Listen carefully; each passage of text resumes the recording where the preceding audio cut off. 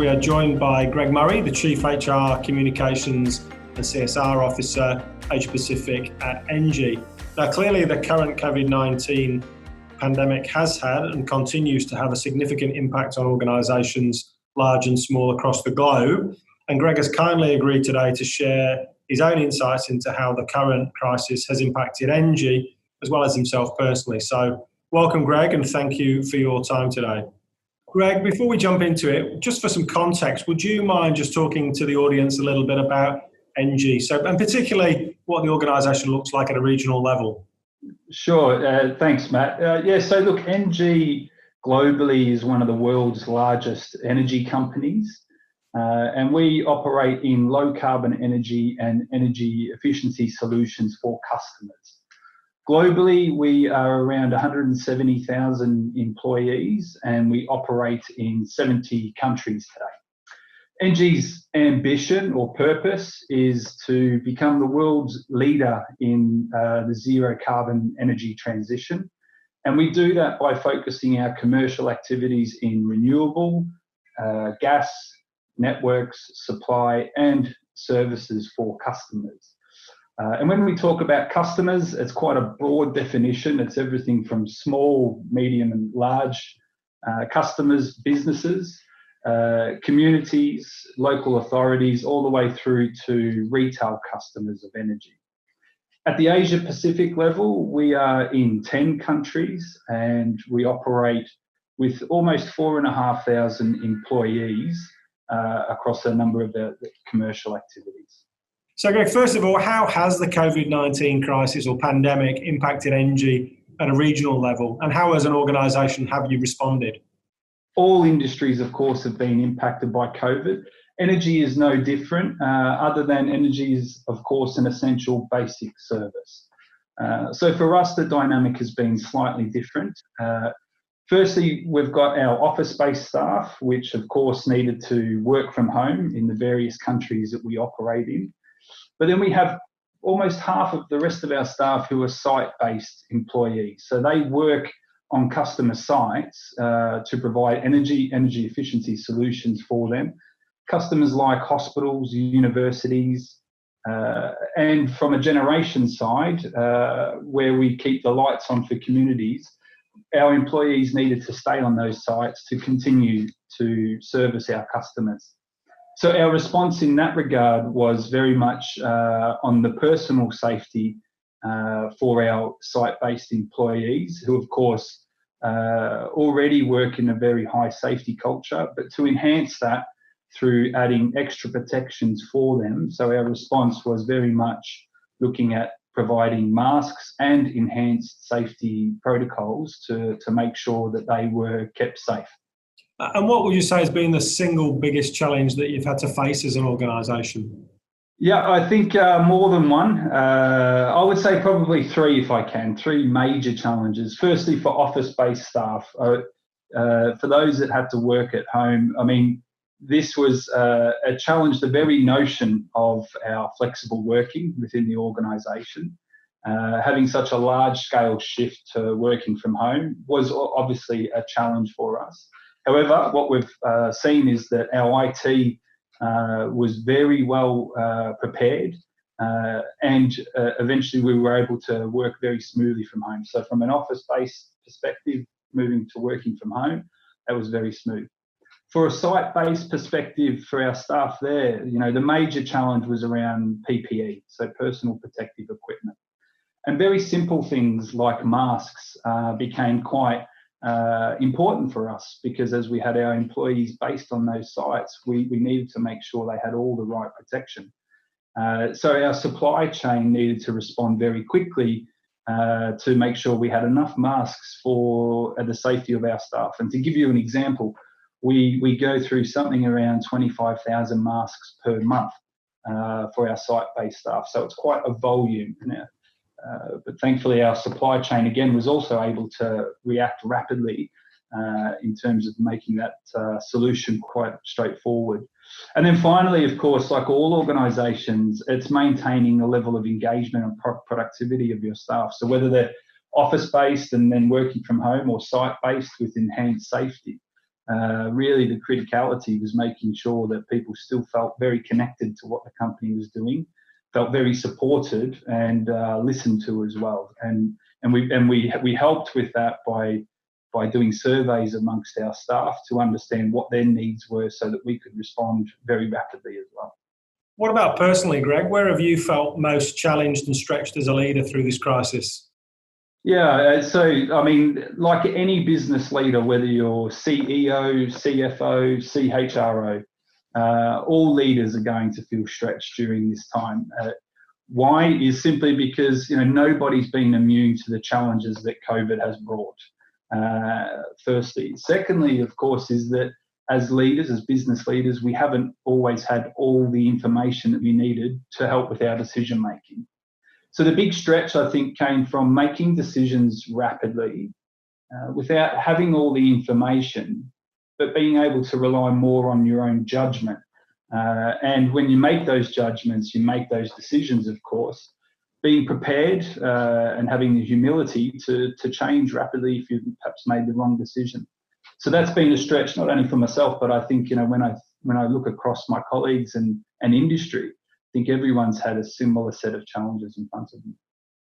And are there any particular skills that you've had to draw upon to navigate through this crisis? I'd probably frame it more as attributes because, of course, this has been a very human challenge. So the attributes that I've found that have worked most have been really three. Firstly is empathy. Listening to what our people had to say, listening to their concerns was key. And you can imagine in 10 countries, 10 different regulations, it's very mixed bag of concerns. So we had to have the empathy to be able to listen.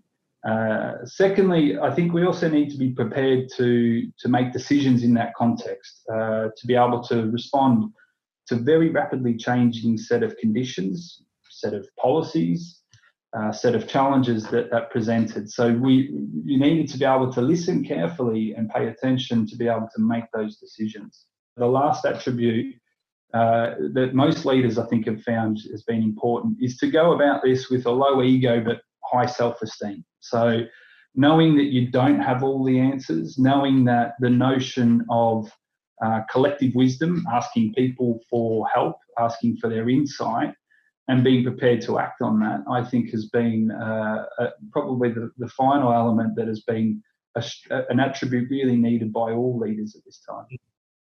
And Greg, what about your fellow leaders, your fellow executives? What have they lent on you for support with? As a collective, one of the most important things is this notion of solidarity. So all of us being able to rely on each other at very different times. So as an executive team, we've had to adapt not only our functions but also how we operate. And what that's meant is that it's brought us closer in terms of understanding and helping each other when we've had the challenges in the business. I think we've sort of moved away from the concept of being specialists and rather thinking about being a bunch of business leaders that are effectively responsible for decision making. And that's been, I guess, the driver of this concept of solidarity amongst the team, picking up and helping each other where needed. I think personally, where the team has relied on myself most on is, of course, the employee advocacy. So understanding clearly how our employees would respond or would need to have the opportunity to have input during this time has been a specific element that's been relatable to myself. And Greg, what about your own immediate team? How have you been able to keep them motivated throughout this period? Yeah, so look, a balance of formal and informal, really. We, as a team, back in late February, we had a meeting and effectively we set out an idea that says, what happens if we're in this for 6 months, for 12 months? And how do we readjust our ways of working to help support not only ourselves as a team, but the business. So what we did was to do two things really: set out some formal actions, which was to look at how we would support the business, which was really key, as well as informally we set up meetings that were designed to bring the team together to be able to share rapidly on information, but also to be able to share any concerns that they may have had and the ability to bounce off each other. Not being in the office meant that idea of being able to test ideas, to be able to challenge ideas, very rapidly disappears. So we had to replace that with more informal mechanisms to bring the team together to keep that creativity and that challenge in the things that we were looking to do within the business. And what about your own mental well-being? There's always been a lot of talk about mental health and how COVID-19 has impacted on that. How have you been able to, look after yourself and keep yourself sane? Great question. I mean, very luckily, about a year ago, I bought a gym for my home. So some running, a running machine and some weights. So that has meant that, I've been able to, in some ways, de-stress by exercising. That's the first point. The second point, I think, is also keeping a positive mindset. I'm the father of 2 young children. And for me to be working at home, it's not optimal, but what has been optimal is the time I've been able to spend more with my family.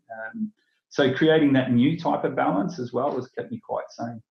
From a personal perspective, that additional time with the kids and at home with the family has been fabulous. But has there been any upside to this, both professionally and personally? Anything that you wouldn't have envisaged that's been a positive, or any opportunity that's come out of this situation?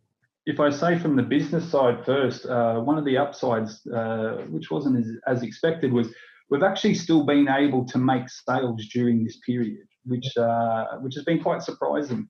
And what we're seeing is that a lot of customers, of course, they have some short-term concerns with budgets, but those that are thinking a little bit more in the longer term and they're thinking about capital expenditure or reducing operating expenditure in the future are very much looking for sustainable energy solutions which will help reduce their costs in the longer term. So as a consequence, we've been able to continue to make sales during this period. So that was that's a great upside for us as a business. What it does also tell us is that customers more and more are seeing economical sense in moving towards low carbon solutions from an energy standpoint. From a personal perspective, one of the things that really, from a reflection that I've had during this time is, I haven't been one that's been I've worked from home very often during my career, and I think not having much of a choice in the last 4 months, particularly, I've put a new sense of value on the opportunity to working from home. And as I've said with my staff, to the staff of Asia Pacific, we've already got these policies in place. And I think what COVID will do in many regards is to address the stigma, or the potential stigma that comes with working from home, which is, I think, as important, because, everybody's had to, all organisations have had to learn to trust and have confidence in their teams, in their employees during this time. And I think that'll be a positive that's taken forward. And you've kind of touched on my next question there, Greg. What do you think will be the biggest learning for HR as a result of this crisis? And do you think it will change working practice or HR practices, but also more broadly working practices? I think for the next 12 months, HR functions in organisations are going to continually have to challenge the activities that they're looking to do within the organisations to demonstrate that it's either creating a top line growth, so sales, or it's helping manage the bottom line. And that's very much a function of the economics of this crisis, and where it takes organisations is to be really clear on how that's adding value or creating value from a HR point. And okay, that's not a new notion, but I think it'll be something that will continue to be strongly on the radar, at least for the next 12 months.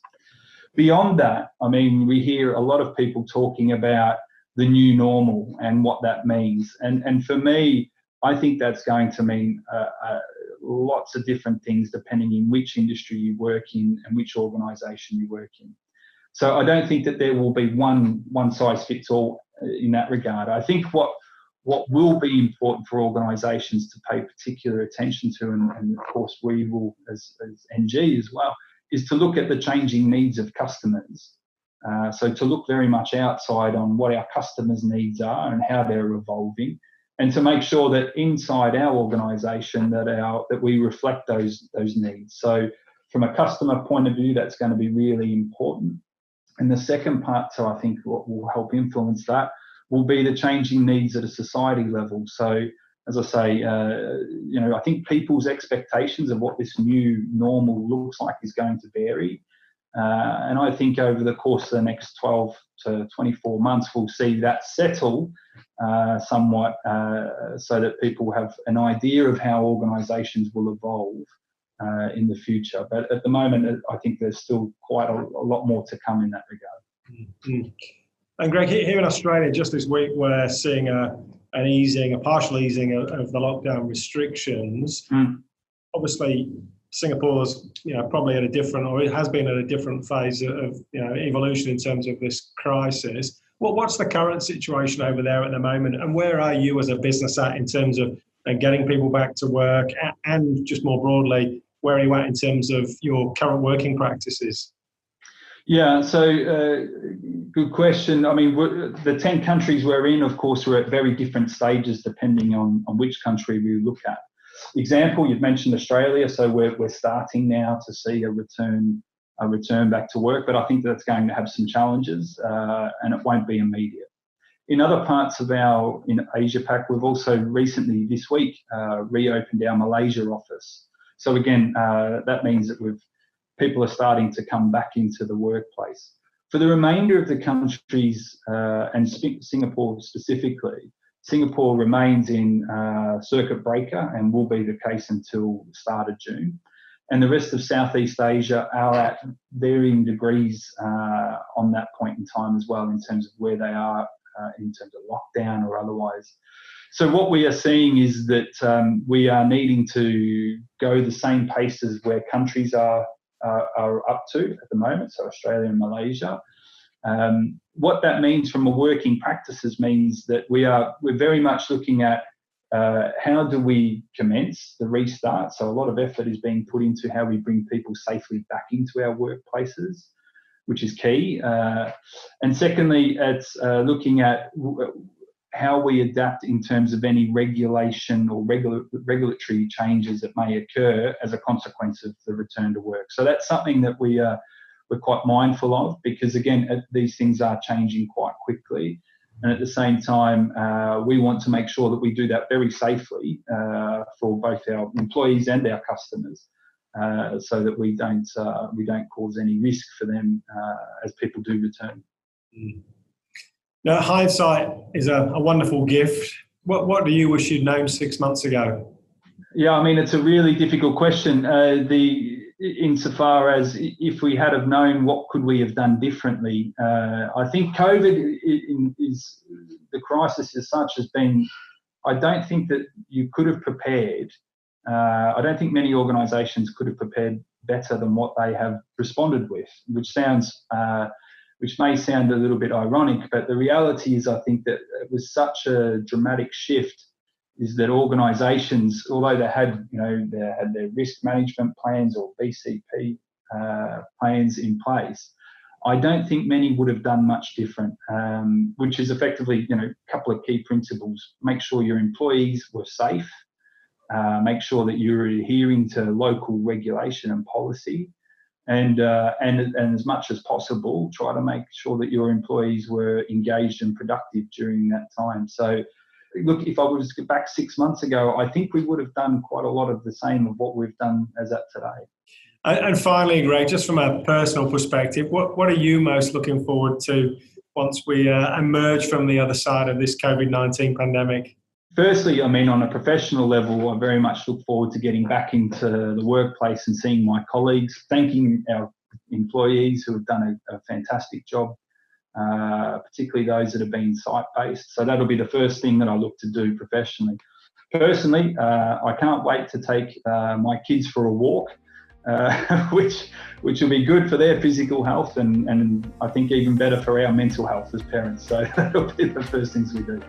Greg, thank you so much for your time today. It's always great to catch up, and look, I'm sure our audience will absolutely appreciate your insights. Thanks again, and all the best, mate.